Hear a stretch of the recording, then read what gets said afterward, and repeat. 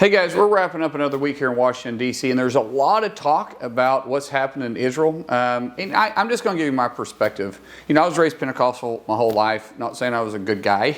I was most definitely not the best kid growing up. But I do believe in one thing. I believe it's true when the Bible says that a nation that stands with Israel is a blessed nation.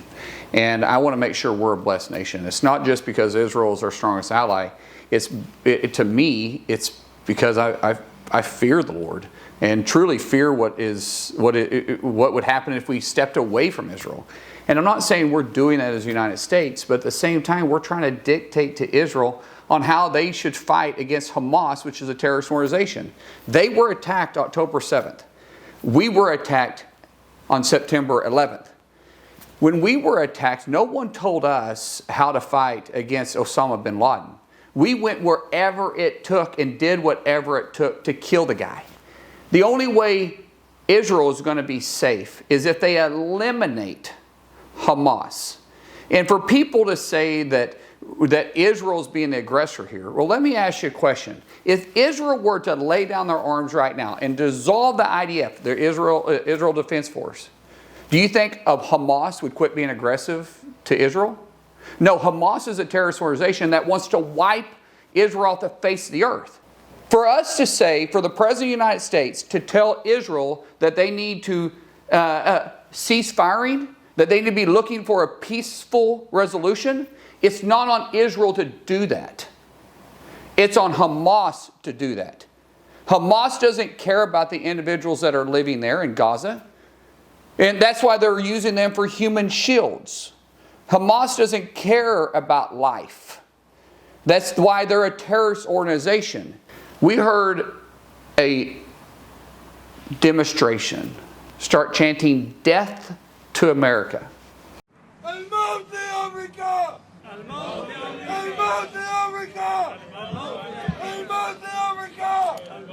Malcolm X said, and I quote, "We live in one of the rottenest countries that has ever existed on this earth. It's not Genocide Joe that has to go. It's the entire system that has to go.